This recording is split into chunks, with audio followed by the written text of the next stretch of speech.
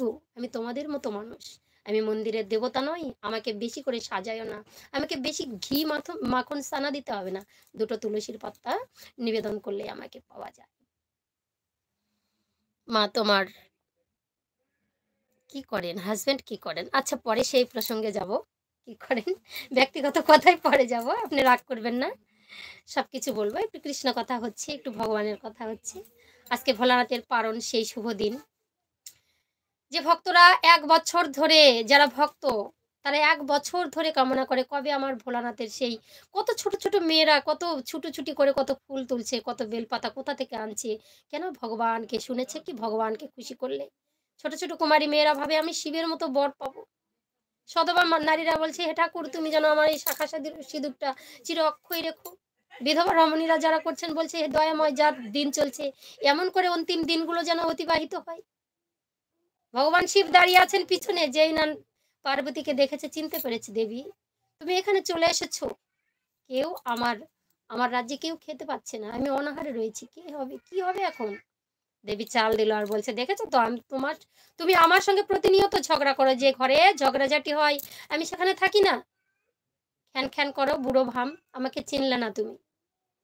জবের থেকে লক্ষ্মী ছেড়ে চলে গেছে বাবা, তবে থেকে সব সব শেষ হয়ে গেল। ভোলানাথ আবার বুঝিয়ে সুঝিয়ে সেই কৈলাসেতে মাতাকে নিয়ে আসলেন।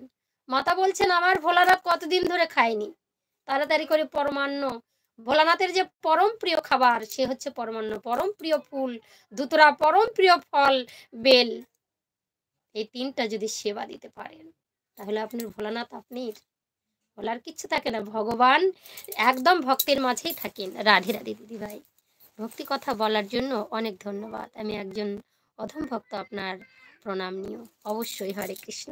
আপনি কি সশ্রদ্ধা সর্বদাই পরীক্ষা করেন যারা ভক্ত হয়। ভক্ত ভক্ত কখনো না চোখের জল ফেলে কখনো ভক্ত হতে পারে না। ভক্ত যখন ছোট হয়, নিচু হয়, তারা তখনই ভগবানকে লাভ করতে পারে। মনের মধ্যে অহংকার থাকলে বাবা কখনো ভগবানকে লাভ করা যায় না। ফলদায়ী বৃক্ষ নত হয় কেন? গোবিন্দের চরণ পাওয়ার জন্য। আমার গাছের ফলগুলো যেন গোবিন্দের পুজোয় লাগে। একটা মানুষের কর্তব্য, আমি যতদিন আছি এত কিছু করছি, এগুলো কিচ্ছু কর্ম নয়, যতদিন আমার মনের মধ্যে ভগবানের ভক্তি না এসেছে ততদিন পর্যন্ত আমি নই, আমি জ্ঞানী নই। আমি যত বড় শিক্ষিত হই না কেন, আমি যত বড় মাস্টার হই, আমি যত বড় ডাক্তার হই, আমার মনের মাঝে যদি কৃষ্ণ প্রেমের উদয় না থাকে, ভক্তি না থাকে, মানুষের মনুষ্যত্ব যদি না থাকে, আমার কিচ্ছু হলো না। ভগবানকে পেতে গেলে আগে ধরো রে ভক্তের চরণ। ভগবানকে পেতে গেলে আগে ভক্তকে ভালোবাসতে হবে। হ্যাঁ আমি জানি আজকে আপনার আধিপত্য আছে, আধিপত্য আছে, আপনি অট্টালিকায় বাস করছেন, নিচের ভিখারিটা যে দাঁড়িয়েছে রাস্তায় তাকে আপনি হেয় করছেন। জানেন কর্মগুণে কখন কাকে ফকির বানাবে ভগবান, আর কখন কাকে উঠে দেবে ভগবান। বলছে এটাই আমার কাজ। আজকে যে রাজা কালকে তাকে ফকির বানাতে পারি, আর কালকে যে ফকির আজকে তাকে রাজাও করে দিতে পারি, এটাই আমার কাজ।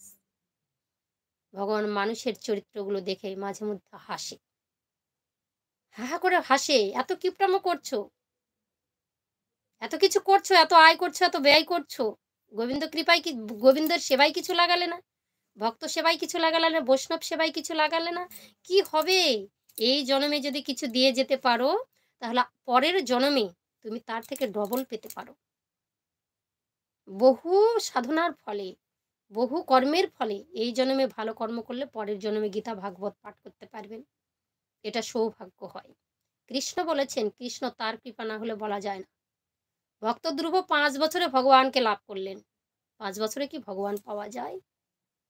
কান্না করে ঘর থেকে চলে গেলেই ভগবানকে পাওয়া যায় না, অত্যন্ত ভক্তি। তাহলে সেই ভক্তি কেমন করে আসে? আগের জন্মের কিছু পুণ্য ফল। ভক্ত সুদামা ছোটবেলা থেকেই কৃষ্ণ প্রেমে আসক্তি। ভক্ত সুদামাকে কত পরীক্ষা দিতে হয়েছে, কতবার পরীক্ষা করেছেন। মানুষের মাঝেই ভগবান আছেন, আমরা বুঝতে পারি না। সুদামা ভাবতো এটা আমার বন্ধু, কখনোই ভাবেননি ভগবান।